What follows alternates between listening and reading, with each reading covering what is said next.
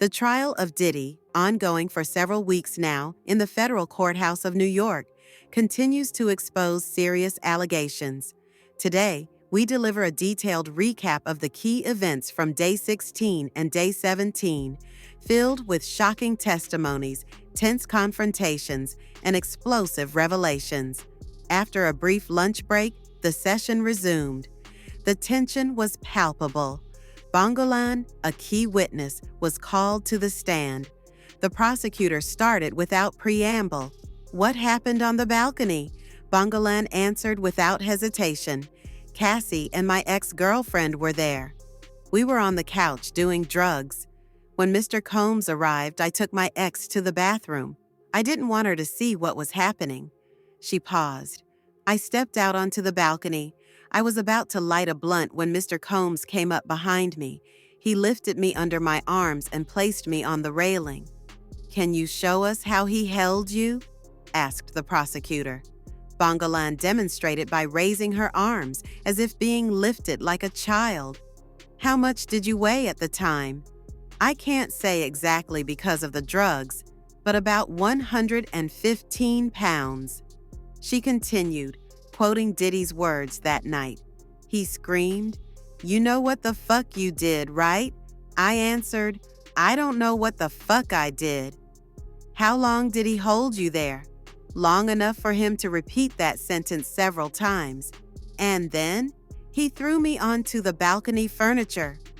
The courtroom collectively held its breath.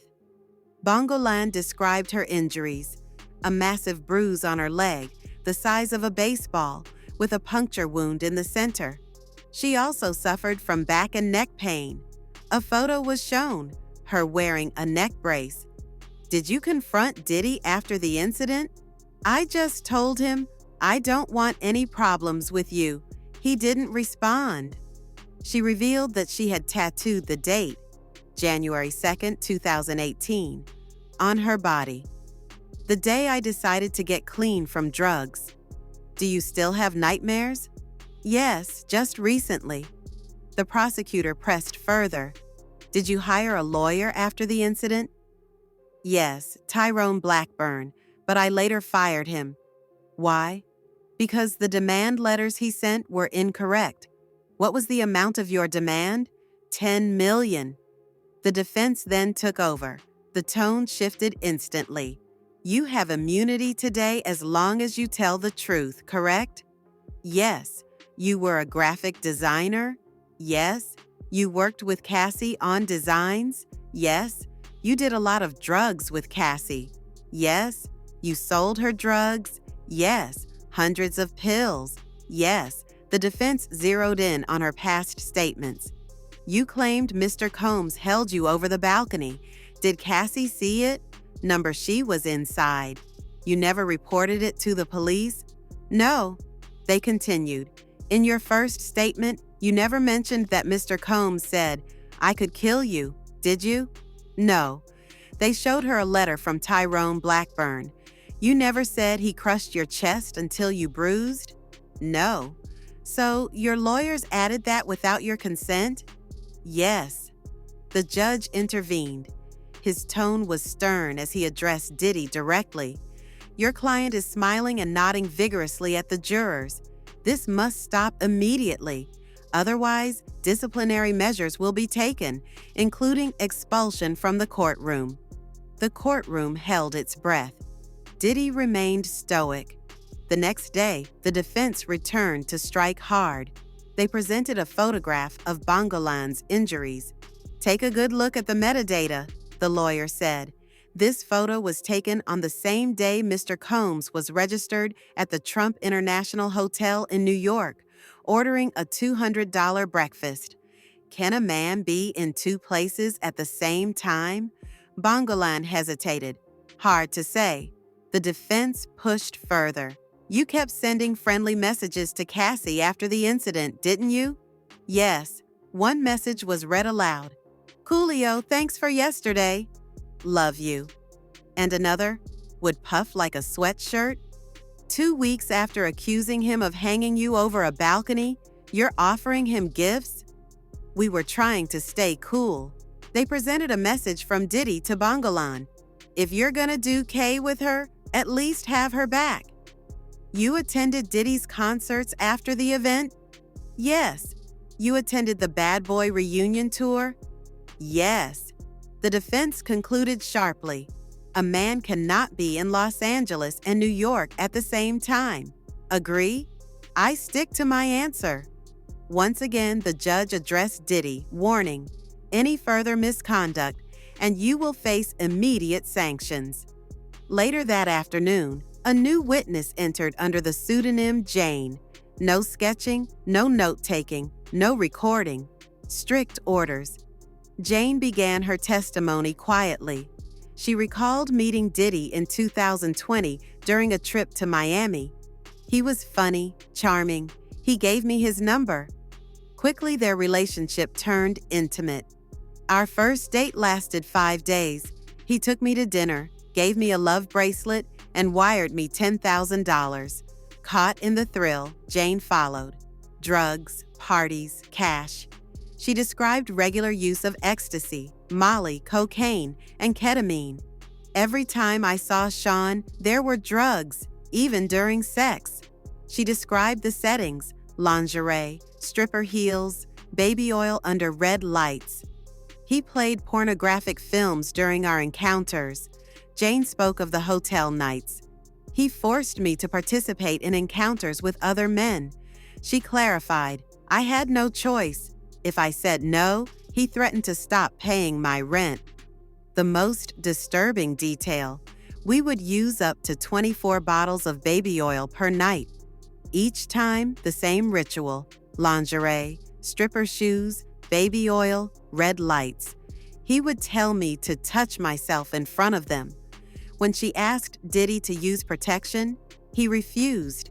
He said the men were tested. Afterward, he would resume intimacy with her alone.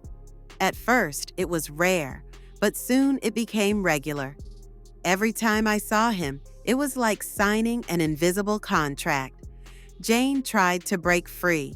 She suggested launching an OnlyFans account for financial independence. Diddy rejected it. He said he preferred that I be only his.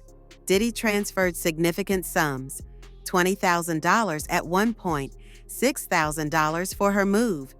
In April 2023, Jane signed a lease for an apartment at $10,000 a month. He proposed a love contract, a $10,000 monthly allowance. Every trip was organized by Diddy's team. Plane tickets were booked by his assistants. About the hotel nights, Jane said, they could last 20 to 30 hours, sometimes longer. She repeated, there were sometimes 24 bottles of baby oil per session. The process was always the same. I greeted the man, often under the influence of drugs. I had to touch myself first. She added, I wasn't allowed to clean up after. I had to stay, continue. These encounters sometimes stretched for days. Jane confessed she always kept a nanny ready for her child because Diddy's summons were unpredictable. I had to be ready at any time. Gradually, Jane's spirit faded. I felt trapped. If she resisted, Diddy threatened her with eviction. He would say he'd only pay 3 more months of rent. During a trip to France with friends, Diddy became furious. I heard his rage in the voicemails he sent. In her Los Angeles apartment, Jane kept all her evidence: leases, transfers, messages. At the end of her testimony, her voice cracked. I was nothing but an extension of his desires. After Jane's testimony, the courtroom remained tense. The trial shifted focus to the technical evidence, the extraction and analysis of digital data. The next witness was called, Enrique Santos. His background was straightforward but impressive. I've been working at the U.S. Attorney's Office for the Southern District of New York for 17 years. I've conducted around 3,000 cell phone extractions. He explained the process to the jury. When a user takes a screenshot, metadata is automatically generated, including the creation date, modification date, and sometimes the storage location. 3 iPhones were extracted. They belonged to Cassie Ventura, Santos noted that one of the phones had a changed IMEI number, indicating it had been repaired or replaced. A document was presented to the jury, screenshots from Cassie's phone, dated September 30th, 2016. The metadata revealed that the screenshots were captured that very day. The screenshots show discussions about being dangled over a balcony. Under direct examination, does this confirm the date of capture? Yes, they were created on September 30th, 2016. The defense tried to cast doubt. Some deleted messages can still remain, right? Yes, Santos admitted. The defense pushed further. So some messages could be incomplete or taken out of context? Potentially. The exchange was brief but left heavy implications hanging in the air. Attention turned back to the courtroom's strict rules. No sketching, no note-taking, especially when pseudonym-protected witnesses like Jane were testifying. Tension escalated as the defense demanded the full publication of text exchanges between Cassie Ventura and Christina Carrorum, a former associate. These messages included discussions about the balcony incident. However, the judge was firm. Self-serving excerpts are inadmissible. Meanwhile, Diddy was once again reprimanded for smiling and nodding toward the jury. The judge was clear. One more misconduct, and disciplinary action will be immediate. Then came a critical stipulation: the government's seizure of Christina Carrorum's cell phone at Miami Airport. Portions of her messages were read aloud.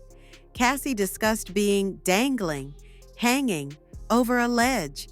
The defense attempted to introduce another part of the conversation, where Carrorum allegedly disputed the events, but the judge denied the request. Such statements are self-serving hearsay and not admissible. The atmosphere grew heavier. After this series of technical testimonies, Jane was called back for cross-examination. But before that, Jane's attorney requested that the judge remind everyone in the gallery not to disclose personal information, even inadvertently through visible lawyer screens. The judge agreed and issued a stern reminder. Violating this rule could result in sanctions. Matthew Russell Lee from Inner City Press continued his fight for more documents to be unsealed, arguing, "The public has the right to know." But again, the judge refused. The First Amendment does not require immediate publication of these documents. Matthew insisted, "There's a major public interest in this case." The debate ended with no further action. Jane returned to the stand. She described how Diddy would react whenever she brought up wanting to distance herself. "He would remind me that he could take everything away."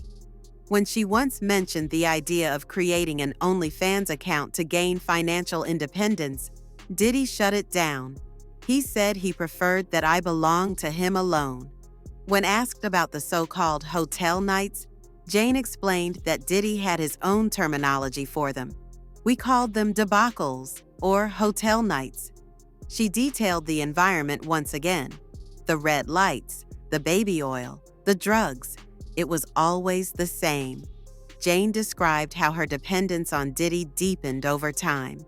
"Every time I tried to pull away, he reminded me of what I stood to lose." She confessed that when she refused to participate in the nights, he would tighten control over her financial support. As the day wound down, the jurors were dismissed. The judge reminded everyone that court would resume the next morning at 11 o'clock sharp. The Diddy case, far from losing momentum, was only growing darker with each day of testimony. The following morning, the courtroom regained its fragile calm, but the tension remained. The case had become one of the most closely watched trials in the country. The court prepared to hear the remainder of Jane's cross-examination. The defense resumed with sharp, pointed questions. "During your interviews with the authorities, did you ever review the notes taken during your sessions?" "No." "Did you give Cassie permission to include your name in her complaint?" "No." "After she filed, did you try to contact her?" "Yes." to tell her she made some mistakes. Jane clarified, Tiffany wasn't there during the balcony incident. The defense pressed on. When you filed your own lawsuit, was your report of the balcony incident the same as Cassie's? No. They presented an early demand letter written by her former lawyer, Tyrone Blackburn. In this letter it says, Mr. Combs squeezed your breast so hard you bruised. Did you ever say that? No. Can you demonstrate how he held you that night? Jane lifted her arms, showing he grabbed under her armpits, the kind of grip used to lift a child. Did his hands touch your breasts? Yes. The demonstration was chilling. The defense leaned in harder. Do you know the exact date of the balcony incident? No. Why not? Because it was a long time ago. Is there any doubt that Mr. Combs held you over the balcony? No doubt. You hired Tyrone Blackburn for money or for justice. For justice. But the lawyer didn't relent. You knew that demanding $10 million could make you a millionaire, right? I'm here for justice. Tension built as the questions sharpened. In one of her recent interviews with the government, Jane had provided photos of her injuries. The metadata confirmed the images were taken after the alleged incident. The defense pushed. You were struggling financially when you decided to sue Mr. Combs, weren't you? No. Jane remained firm. As the questioning wrapped up, the judge called for a recess. The jurors exited the courtroom. Jane's attorney took the opportunity to request that the judge remind all observers not to disclose any personal identifying information, even inadvertently via visible screens. The judge agreed and reiterated the order. Any violation of this rule could result in severe sanctions. Meanwhile, journalist Matthew Russell Lee continued pressing for more public access to sealed documents, arguing, there is a substantial public interest in this case. The judge remained unmoved. The First Amendment does not require immediate disclosure. The matter was left unresolved. That afternoon, further discussions unfolded regarding the admissibility of specific pieces of evidence. The defense sought to introduce excerpts from conversations between Cassie Ventura and Christina Carorum, suggesting that the balcony incident was exaggerated or misrepresented. The judge was firm. Self-serving statements are inadmissible. Again, the court's attention turned to Diddy's courtroom behavior. The judge issued another stern warning regarding his nonverbal communication with jurors. Continued misconduct will lead to immediate consequences. As the session drew to a close, the jurors were dismissed for the day. Diddy left the courtroom quietly, surrounded by his legal team. Outside the courtroom, the media storm showed no signs of letting up. Every word, every movement, every glance from within the trial was dissected endlessly. The image of Diddy, music mogul, entrepreneur, cultural icon, is crumbling under the weight of testimony after testimony, each darker than the last. And the trial is far from over.